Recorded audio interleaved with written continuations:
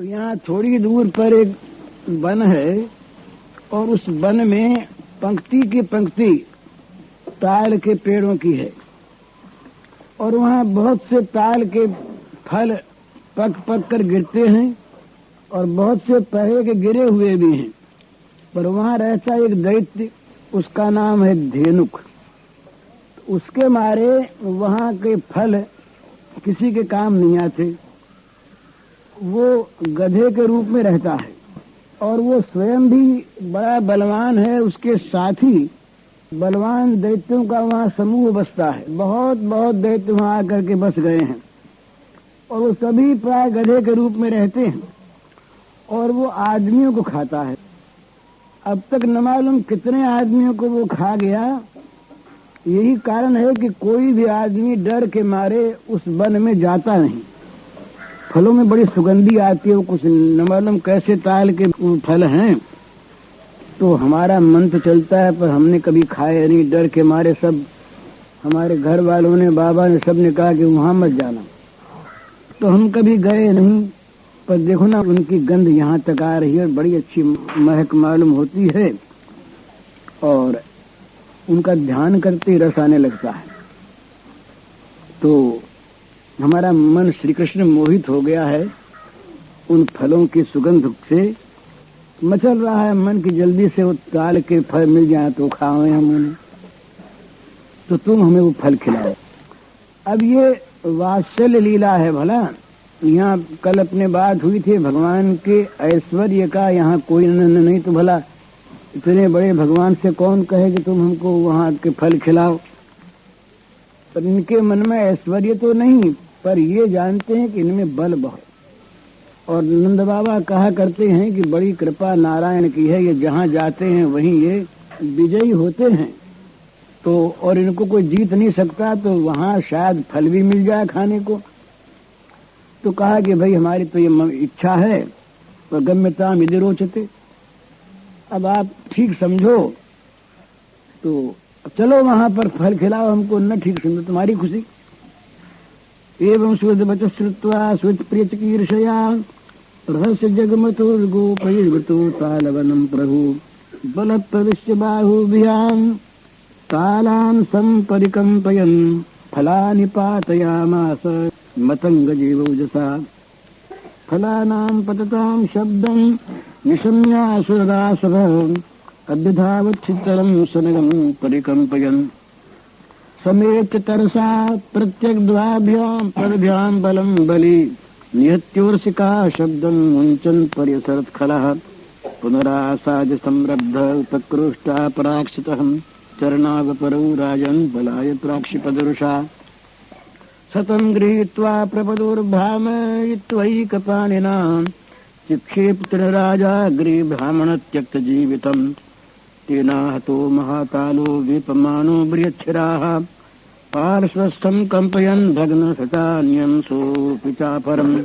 बलसलीलयोत्सृष्ट खरदेहताहताः कालाश्च कम्पिरे सर्वे महावाथेतायुवम् नैतच्चित्रम् भगवती हनन्ते जगदीश्वरे ओतप्रोतमिदम् यस्मिंस्तन्तु स्वङ्गस्य यथा पटः तत् कृष्णम् च रामम् च ज्ञातयोधेनुकस्य ये क्रोष्टारो भद्रवन् सर्वे संरब्धा हतबान्धवः तांस्तानापततः कृष्णो रामस्य नृपलीलया गृहीत पश्चाच्चरणान् प्राहिणो तृणराजसु फलप्रकर संकीर्णम् दैत्यदेहर्गतासुभिः रराजभूषतालाग्रै घनैरिव नमस्करम् तयोस्तु सुमत्कर्म निशान विबुधादयम् मुमुचु पुष्पवर्षाणि चक्रुर्वादयान् तुष्टुः तताल् फलान्यादन् मनुष्यागतसाध्वसः तृणं च पशवश्चेरुहतधेनुगणकानने।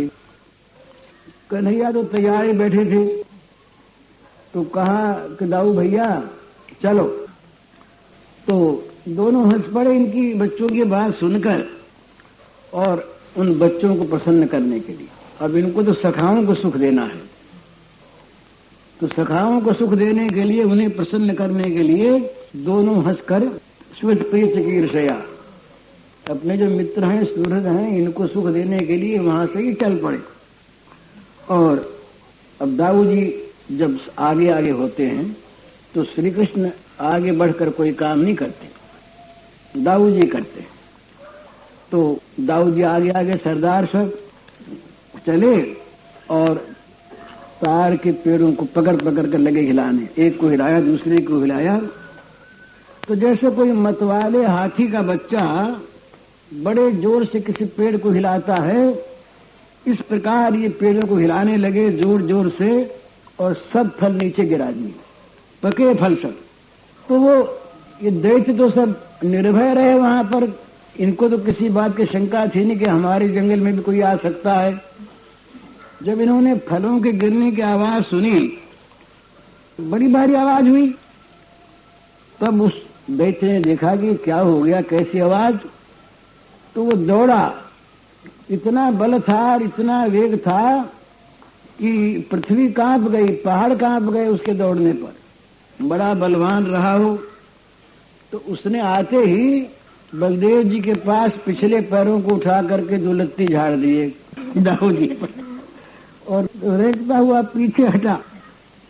तो वो पीछे हटकर फिर क्रोध में भर करके रेंगता हुआ दूसरी बार फिर पास पहुंचा दाऊ जी के। तो दाऊ जी ने आग देखा न ताव, और उसके पिछले पैरों को पकड़ने के लिए लत कर उसने दुलत्ती झाड़ने की फिर चेष्टा की। तो बलराम जी ने वो पैर उठाते दोनों पैरों को पकड़ लिया, पीछे वालों एक ही हाथ से पकड़ लिया, हाथ बड़े हो गए, पकड़ लिया एक ही हाथ से, और आकाश में यूं घुमाया, पकड़ के घुमा करके और पेड़ पर दे मारा। बस पेड़ के लगते ही उसके प्राण पखेरु उड़ गए, वो सदगति को प्राप्त हो गया। तो जब उसकी चोट लगी उस पेड़ के, बड़े जोर से वो गिरा, उसमें बड़ा बल था और बड़ा बोझ था उसमें। तो उस ताल का पेड़ तो बड़ा भारी था, बड़ा विशाल।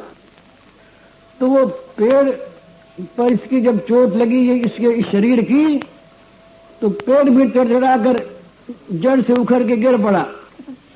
और पेड़ का तो वहां बगल बगल में बहुत पेड़ थे, एक पेड़ गिरा दूसरे पर, दूसरा पेड़ टूटा गिरा तीसरे पर, तीसरा गिरा चौथे पर।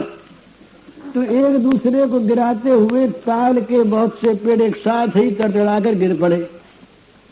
अब बड़ा वहां पर शोर हो गया। तो और वो ताड़ के सारे पेड़ हिल गए। तो कहते हैं कि भाई ये कोई इसमें बड़ी बात नहीं, जैसे तूफान आवे और तूफान में बड़े जोर की आंधी आवे और जिससे सारे पेड़ हिल जाएं, इस प्रकार से बहुत से टूट पड़े और हिल गए सब के सब। तो कहते हैं कि भाई ये कोई बड़ी बात आश्चर्य नहीं था। चित्रम भगवती जनन्ते जगदीश्वरे ओतप्रोदमिदम इसमें तंतु स्वंग से यथापट। बोले भाई भगवान ये बलराम जी हैं, ये तो जगदीश्वर हैं। सारा संसार इन जगदीश्वर में वैसे ओतप्रोत है जैसे सूत में कपड़ा, सूत ही सूत है। तो भगवान ही भगवान हैं, तो इनके लिए कोई आश्चर्य की बात नहीं। तो जब इस प्रकार से धेनुकासुर मारा गया और ताल के पेड़ टूटे, तो उसके जो जात भाई थे धेनुकासुर के भाई बंद सब जात वाले वहां पर बड़े बड़े गधे सब रहे, बलराम श्याम पर टूट पड़े, बड़े बेग से जोर से उछलते हुए आए और सबने अपनी अपनी जान में दुलत्ती उठा उठा करके मारने की चेष्टा की। पर ये ऐसे फुर्तीले हाथ इन दोनों के कि पैर उठा के घुमाया और पैर फेंका, ऊपर पैर उठा के घुमाया और फेंका।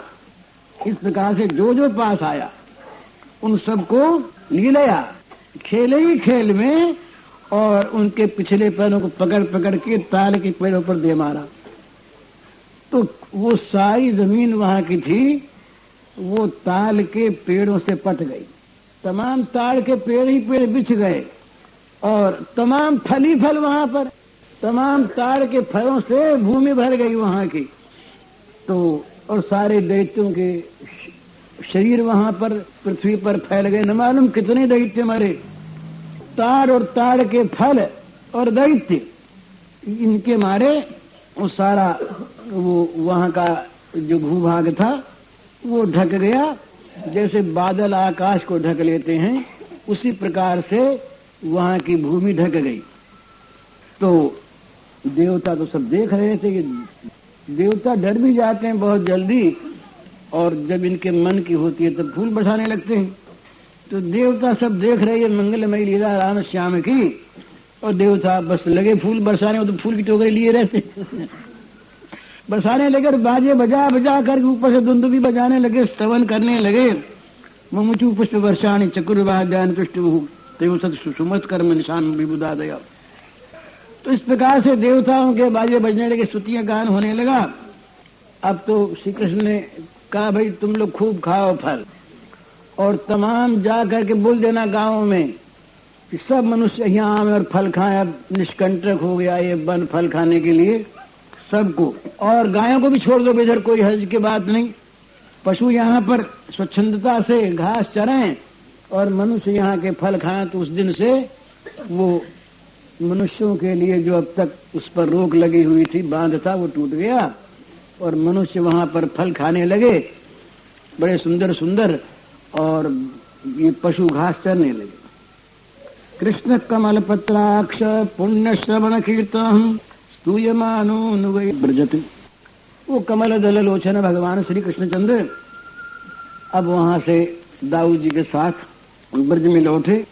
ग्वाल बाल सब उनके पीछे पीछे, स्तूयमानो नुगै गोपी सागर जो बजमा ब्रज। सारे ग्वाले बच्चे सब पीछे पीछे गीत गाते हुए। आज तो ताल के फल खा कर के आए ना, ताड़ के, तो नशा चढ़ा है सबको।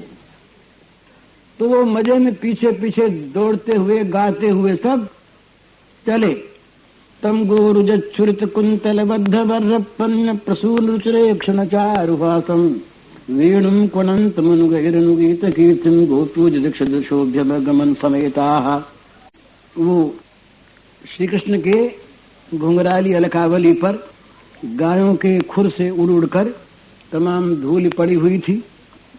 सिर पर मोर पंख का सुंदर मुकुट था, और बालों में अपने आप और सखाओं ने भी सुंदर सुंदर वन्य पुष्प गूंथ दिए थे, और नेत्रों में तो इनके मधुर रस बहता ही है। बड़ी मीठी मीठी चितवन इनकी, और मुख पर मनोहर मुस्कान, मधुर मधुर मुरली बजा रहे, और ग्वाल बाल सब उनके साथ साथ ललित कीर्ति भगवान की गा रहे। रोज का काम, श्री गोपांगनाएं बहुत सी गोपियां एक साथ बंसी ध्वनि दूर से सुनने के पहले प्रतीक्षा में ही बाहर निकल आई। न मालूम उनकी आंखें श्याम सुंदर को देखने के लिए कब से तरस रही थी। अखियां हरि दर्शन की प्यास। ये ब्रज के लोगों की आंखें निरंतर प्यासी बनी रहती हैं, हरि दर्शन की तरसती रहती हैं। दर्शन मिल जाता है तो इनके प्रेम के आंसू आ जाते हैं, देख नहीं पाती हैं। एक कवि ने बड़ी सुंदर इस पर बात लिखी, या दुखिया आँखियान को सुख सिरजो ही ना, देखत बने न देखते बिन देखे अकुलाए। कहने लगे कि इन हमारी दुखियारी आंखों के लिए तो कभी सुख का सृजन हुआ ही नहीं, सुख बना ही नहीं। देखत बने न देखते, जब कभी सामने आते हैं तो धारा बहने लगती है आनंद आश्रुओं की, तो दिखते नहीं कुछ भी, और नहीं दिखते तो प्राण खुलाते रहते, आंखें खुलाती रहती हैं। तो इनकी आंखें नित्य नित्य नित्य तृषित रहती हैं भगवान के मुख कमल रस सुधा का पान करने के लिए, तरस रही आंखें। तो गोपियों ने मानो अपने नेत्र भ्रमरों से भगवान के मुखारबिंद मुख कमल मकरंद रस का पान करके अपने दिन भर के विरह की ज्वाला को मानो शांत किया, और भगवान ने भी उनकी व्रीड़ापूर्ण सलज्ज हंसी और विनय से युक्त उनकी विकट चितवन का सत्कार स्वीकार करके ब्रज में प्रवेश किया। यशोदा मैया और रोहिणी मैया का तो वात्सल्य समुद्र मानो उमड़ ही रहा था। तयोर यशोदो यशोदा रोहिण्यौ पुत्रयो पुत्रवत्सले यथा कालम विधत्तां परमाशिष गताध्वानश्रमौ तत्र मज्जनोन्मर्दनादिभिः नीवीं वसित्वा रुचिरां दिव्यस्रग्रन्थमण्डितौ जनन्युपहृतं पाश्च स्वाद्वन्नमुपदालितौ संविश्य वरशय्यायां सुखं शुशुभतुर्व्रजे। एवं स भगवान् कृष्णो वृन्दावनचर क्वचित् ययौ रामृते राजन् कालिन्द्रिय सखिभिर्वृतः।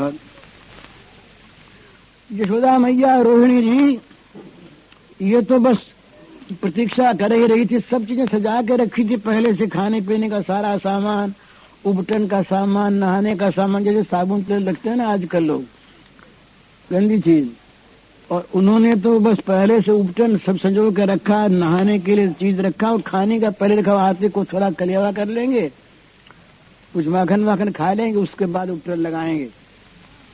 तो इनका स्नेह सागर उमड़ रहा था वात्सल्य का श्याम राम के घर पहुंचते ही, और उनके इच्छा के अनुसार और समय के अनुरूप पहले से ही वो सजा सजा कर रखी हुई सब वस्तुएं खिलाई पिलाई पहनाई, तेल उपटन लगाया, स्नान करवाया और दिन भर घूमने की थकान को दूर किया। फिर अच्छे अच्छे कपड़े पहनाए, नए नए धूल में भर गए सब, नए कपड़े पहना दिए। फिर बड़े सुंदर दिव्य पुष्पों की माला की मैया ने पहली बना कर रखी थी। मैया जानती कि इनको पुष्प बड़े प्यारे हैं, तो पुष्पों की दिव्य पुष्पों की माला पहना दी, चंदन वंदन लगा दिया। फिर कहा अब जीमो मजे में, कलेवा तो पहले कर लिया। तो बड़ा स्वादिष्ट भोजन माताओं का परोसा हुआ। तो जनन्युपहृतम पराश, ये भोजन जो है ना, भोजन में एक चीज होती है, भोजन से पेट तो हर एक का भरता है, पर कोई भोजन पेट भर के पेट में दुख दर्द पैदा कर दिया है। भोजन बनाने वाले का और खिलाने वाले का जैसा भाव होता है, उसके अनुसार भोजन का प्रभाव पड़ता है शरीर पर। इसलिए अपने यहाँ कहा कि माँ के हाथ का भोजन इससे बढ़कर अमृत कहीं नहीं। पति के लिए पत्नी के हाथ का भोजन, ये दूसरे लोग जो भोजन बनाते और परोसते हैं उसमें वो हृदय का अमृत नहीं रहता, रहता ही नहीं। चीज चाहे कैसी बन जाए, बढ़िया बन जाए, देखने में खाने में सुंदर लगे, पर उनके अंदर अमृत नहीं रहता। और भगवान ये खोजते अमृत। सखाओं का जूठन खा लेते हैं, उनमें अमृत रहता है। तो ये मैया के हाथ का दिया हुआ भोजन, दोनों मैयाओं ने भोजन सामग्री तैयार की, उसमें अमृत भरा हुआ, और बड़े लाड प्यार से दुलार दुलार कर जिमाया और बड़े प्यार से फिर सुला दिया इनको। राम श्याम बड़े आराम से सो गए। इधर उनका सो लीला समाप्त हुई। अब यहाँ से एक नई लीला का उपक्रम शुरू होता है। उसमें एक तो ये काली नाग की जो पत्नियां रही, ये पूर्व संचित इनका कुछ ऐसा था, ये श्री कृष्ण का दर्शन करना चाहती थी। दूसरी चीज ये थी कि भगवान ये दिखलाना चाहते हैं कि विषधर सांप को भी वो अपना प्यार दे। तीसरी चीज, यमुना का जल जो विष से दूषित हो रहा है उसको पवित्र करना है। तो भगवान की लीला शक्ति ने यहाँ पर अपना काम शुरू किया। तो एवं स भगवान कृष्णो वृंदावन चर क्वचित जयो राममृते राजन कालिंदीं ससखिभिर्वृतः तत यथ गावश्च गोपाश्च निराघातपीडिताः दुष्टं जनं पुस्तस्यास्तृषार्था विषदूषितम् विषाम्भस्तपस्पृश्य दैवोपहत चेतसः निपेतुर्वसवः सर्वे शैलान्ते कुरुद्वः वीक्षतान् वै यथा भूतान् कृष्णो योगेश्वरेश्वरः ईक्षयामृतवर्षिण्या स्वनाथान् समजीवयत् ते सम्प्रतीत स्मृत समुत्थाय जलान्तिकात् आसन् सुविस्मिता सर्वे वीक्षमाणा परस्परम् अनुमंसत तद्राजन् गोविन्दानुग्रहेक्षितम् पीत्वा विषं परे तस्य पुनरुत्थानमात्मनः। एक दिन की बात, एक दिन की बात, ये भगवान की लीला शक्ति की प्रेरणा से ही ये सारे काम होते हैं। भगवान से अलग जाना, हटना, निकट आना, ये कोई वहां पर अपने आप नहीं करता है। भगवान की लीला शक्ति का, योग माया का जो आयोजन है, जैसी उसकी योजना है, उसके अनुसार एक बात अवश्य रहती है कि ये ब्रजवासी लोग तो ऐसा कोई काम नहीं करना चाहते जिससे कन्हैया को सुख न मिले अपनी जान। और कन्हैया तो वहां पर वे तो प्रकट ही हुए हैं इनको सुख देने के लिए ही। इनके सुख का आस्वादन करना और इनसे सुख प्राप्त करना, ये कन्हैया का प्रकट होने का खास उद्देश्य है। असुर मारण इत्यादि जो है ना, ये तो बीच की बात है। असुर मारण आदि कोई खास चीज नहीं है। असली काम तो है इनका प्रेमियों का रसास्वादन, प्रेम रस का करना और उन्हें कराना। तो आज इनकी लीला शक्ति ने एक विशेष नया खेल खेलना प्रारंभ किया।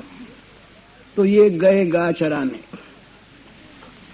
गा चराने गए तो दाऊ जी को साथ नहीं ले गए। आज भी गा चराने गए तो बड़ा सुंदर सुंदर घास था, वहां पर पानी था, लेकिन ये गायें चरती चरती आगे बढ़ गई और न मालूम क्या हुआ, गायें बिदक गई। सब खेल रहे थे सब, तो इनकी खेल ही खेल में गायें जो बड़ी शांत रहती, वो आज बिजुक गई। जो श्याम सुंदर को देखा ही करती निरंतर, वे आज श्याम सुंदर को छोड़ के आगे बढ़ने लगी, दौड़ने लगी। क्यों दौड़ने लगी? कि अचिंत जो लीला शक्ति भगवान की, उसने अपनी योजना को सिद्ध करने के लिए डोरी खींच दी, ऐसी खींच दी तो गायें भाग चली आगे सघन बन। तो अब ये खेल रहे थे, जब गायों को भागते देखा तो इनकी लीला भी स्थगित हो गई। इन्होंने कहा, अरे घेरो गायों को। हंसने लगे और कहा, अरे भैया ये घेर लाओ गायों को, तो ये भी पीछे पीछे तमाम गो भाग चले। सुने नहीं, आगे आगे गायें भागी जाएं, पीछे पीछे ये शिशु सब भागे जाएं। ये जरा धीरे धीरे, जरा श्याम सुंदर धीरे धीरे सब आगे भाग गए, आंखों से ओझल हो गए और श्री कृष्ण अकेले पीछे रह गए।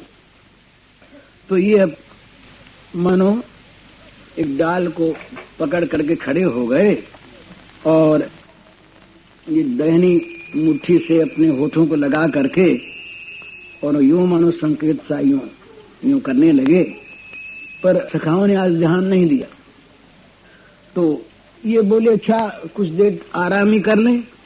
तो बंसी बट शीतल जमुना तट अति परम सुखदाय, सूर श्याम तह बैठ विराजित सखा कहाँ विरमाए।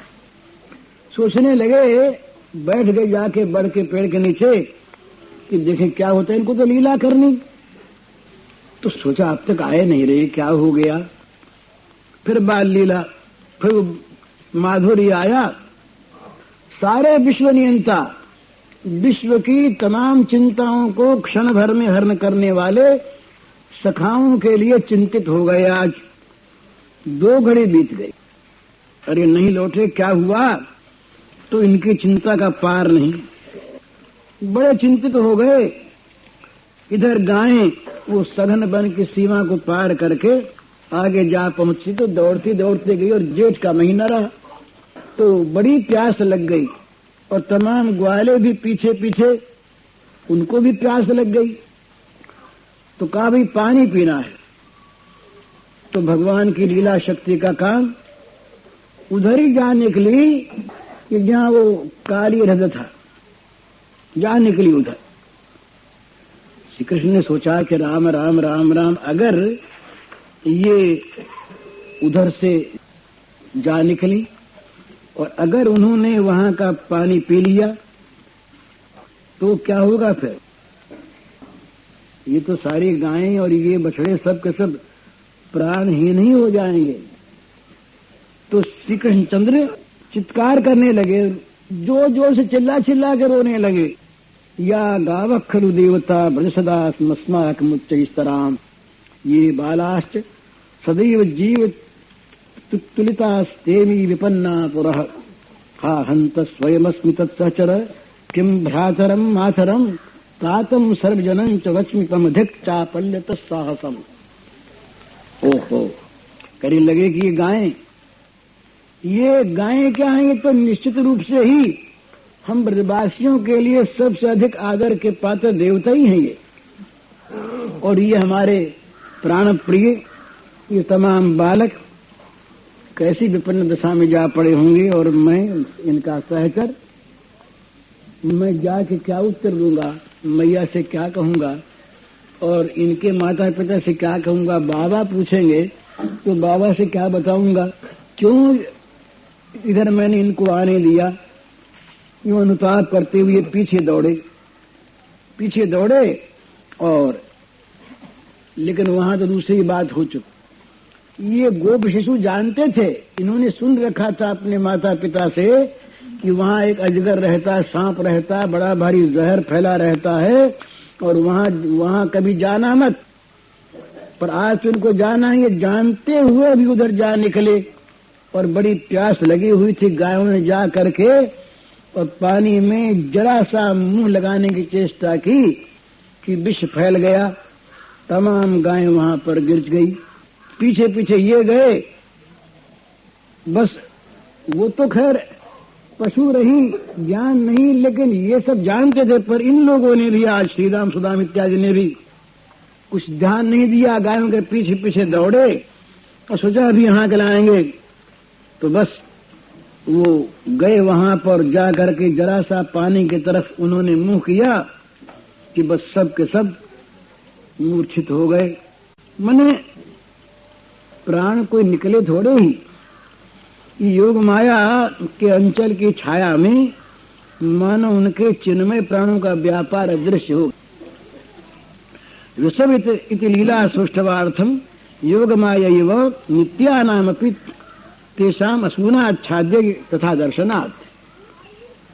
योग माया के आंचल की छाया में उनके चिन्मय प्राण निश्चेष्ट हो गए, प्राणों का व्यापार अदृश्य हो गया, स्थगित हो गया, और वो दिखाई पड़े मानो सब के सब गिर गए हैं। अब ये शाखाओं को ढूंढते हुए श्याम सुंदर वहां पर पहुंचे।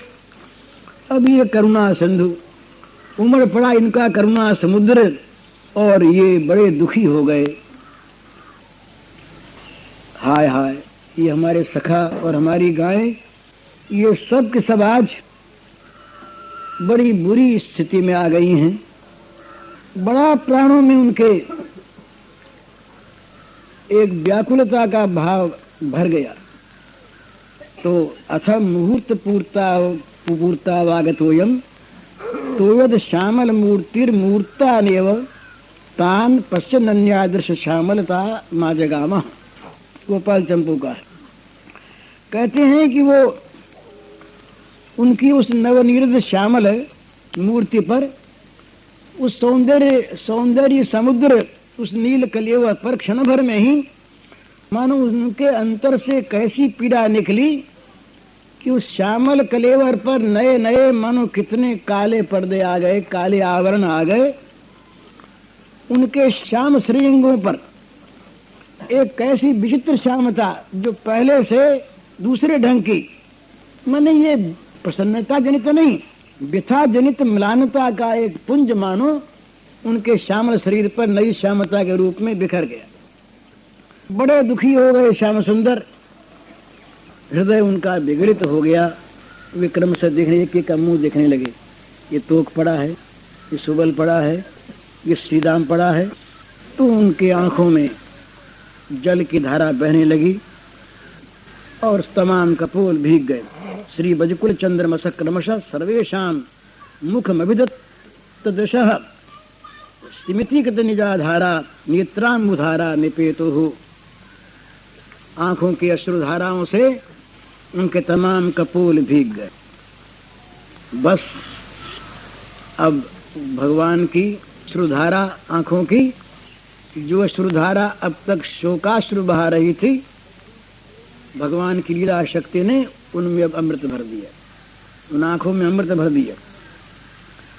अब भगवान की फिर आंखें गिरने लगी उन तरफ, जिसकी ओर आंख गई वही उठ बैठा। यथा क्रमम सर्वम चेतया मासो हो। बड़ा आश्चर्य हुआ। वो मुग्ध भेष में, बाल लीला में अपने ऐश्वर्य को कितना ही अतल तल में डुबो दें, पर जहां पर ऐश्वर्य को सेवा करने का अवसर मिलता है, वहां ऐश्वर्य चूकता नहीं सेवा करने से। तो आज ऐश्वर्य फिर प्रकट हुआ, क्रियाशील हो गया। भगवान की आंखें झर रही थीं अनुताप से। बड़ा संताप था अपने सखाओं के और गायों के निधन हो जाने का, पर वो अनुताप के आंसू, अनुताप की दृष्टि ऐश्वर्य के द्वारा सन गई। अब फिर पुनर्जीवन क्यों न मिले? तमाम शिशु नव जीवन प्राप्त हो गए। वीक्षतान वो यथा भूतान कृष्णो योगेश्वरेश्वरः इक्षयामृतवर्षिण्या स्वनाथान समजीवयन। वो अमृतवर्षिणी दृष्टि जिस जिस पर पड़ी, सब पर पड़ी योगेश्वरेश्वर श्री कृष्ण की, और सब के सब उस अमृत दृष्टि की दृष्टि से सब के सब जीवित हो गए। जीवित हो गए, सब उठे और सब ने कन्हैया को आलिंगन कर लिया। अब कन्हैया, जितने गोप उतने कन्हैया बन गए।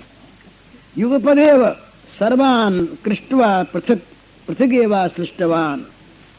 अब ये पता नहीं लगा, सबने अलग अलग श्री कृष्ण को का आलिंगन किया, सबने अलग अलग अपनी भुज पाशों में बांधा, पर प्राकृत बुद्धि को इसका समाधान कर सके ये कोई कुछ नहीं कर सकता। तो बालक जब उनके श्री कृष्ण के गले लगे और आलिंगन कर लिया, उस समय उनकी क्या दशा हुई इसको कोई बता तो सकता नहीं। जिनकी दशा हुई उन्हीं को कुछ अनुभव है। वे ही ग्वाल बाल अगर कभी हम लोग बन सकें तो भले ही जाने, जान नहीं सकते। संकेत करते हैं एक गोस्वामी पाद, उसको देख करके, दृष्टिर्वाष्पमिता तनुस्तिमिता मंतर्लीनता मित्थम संगति साधने तु निखिले भीक्षणं गते व्यर्थताम किम सौख्यमेतदिति च स्फूर्तिं विना अवस्थितौ कंचित कोपि न किंचिदुज्झितुमभूत् शक्ति प्रयुक्तश्चरम। गोपाल चंपू का वो बाष्पधारा से बालकों की दृष्टि अवरुद्ध हो गई, रुक गई। शरीर उनका निश्चेष्ट हो गया, चेतना उनकी लुप्त हो गई। इस प्रकार मिलने के सभी साधन मानो बारंबार व्यर्थ होते गए। यहाँ तक कि उनको ये भी भान नहीं रहा कि सुख की अवस्था है या दुख की अवस्था है। बड़ी देर तक पकड़े ही रह गए, कोई किंचित मात्र भी छोड़ने में समर्थ ही नहीं हुआ। ये दशा उनके आलिंगन करके पकड़े हुए हैं। जब वो प्रकृतिस्थ हुए तब देखा गायों की दशा। गावो हम कृति घोषणा वलयिता कृष्णम लिहंत्याश्चिरात् तद्बाहुद्वेष्टनेन विलसत् कंठः समुत्कंठिताः यतनात्याजित तद्ग्रहाच पशुपैर्क्षिप्ताच तस्सुचरम् तास्तद्वक्त सुधाकरजित सुधा पीतावतृप्ते क्षणाः। ये गायें सब हुंकार करती हुई श्री कृष्ण को घेर कर खड़ी हो गई, सब जीवित हो गई ना, और उत्कंठा से भरकर बड़ी देर तक उन्हें चाटती रही। नील सुंदर नीलमणि उन्हें गलवाही दे के खड़े हो गए, उनके गले में हाथ डाल डाल कर खड़े हो गए। प्रत्येक गाय के गले पर श्री कृष्ण का हाथ है, और अब न गायें चाटना छोड़ें और न उनका हाथ हटे। तो शिशु लोगों ने, बच्चों ने देखा कि बड़ी देर हो गई है, तो शिशुओं ने आकर के बड़ा प्रयास करके श्री कृष्ण के हाथ को अलग किया, बाहुपाश से मुक्त किया। परंतु वो जो गायें रहीं वो अपने नेत्रों को हटा नहीं सकी मुख चंद्र सुधा का पान करने से। बड़ी देर तक वो ज्यों की तो खड़ी रही, वे तृप्त नहीं हो सकी। इस अनंत सुधाकर की, अनुपम सुधाकर की सुधा का पान करके बालकों के नेत्र तो आश्चर्य में डूब गए। बड़े विस्मित होकर के एक दूसरे को देखने लगे कि भाई क्या हो गया, हम तो मर गए थे और ये जिंदा कैसे हो गए, जी कैसे आए। तो अन्नमन सतर तद्राजन गोविंदानुग्रह क्षतम पीत्वा विषम तत्परेतस्य पुनरुत्थानमात्मन सखन ये मन आनि मरे जिये ही काल हम कृष्ण अनुग्रह जानी मन हरखे अति प्रेम भर। बोले श्याम सुंदर ने जला दिया। अब सब लोग कन्हैया की जय बोलने लगे, कन्हैया भैया की जय, कन्हैया दाऊ भैया की जय। नीलमणि हंसने लगे, पर उनको तो दूसरा काम करना। उनकी आंखें लगी है काली हृदय की ओर, वो कुछ और सोच रहे हैं। बच्चे तो सब आनंद में, बच्चों को अब 20 की बात फिर भूल गई। अरे अभी अभी मर गए थे सब के सब और उसी हृदय के तट पर खड़े हुए हैं, न मालूम फिर कुछ हो जाए। पर बच्चों कुछ नहीं, बच्चे तो व्यस्त हैं अपने कन्हैया को देख देख कर नाचने कूदने में। बोले ये कन्हैया देखो ना, हम लोगों को जिवाए दिया, प्राण बिनु हम सब भय थे, तुम ही दियो जिवाए, सूर्य के प्रभु तुम तत् जहां, तो हमें लिए तो बचाए, तुम तो हमको बचाने वाले, तुम जहां गए हमको बचा लिया। वे सब जय जयकार बोलने में लगे। इधर ये दूसरी चीज इनके मन में और आई, ये अपना देखने लगे। ये 15वां अध्याय समाप्त हो।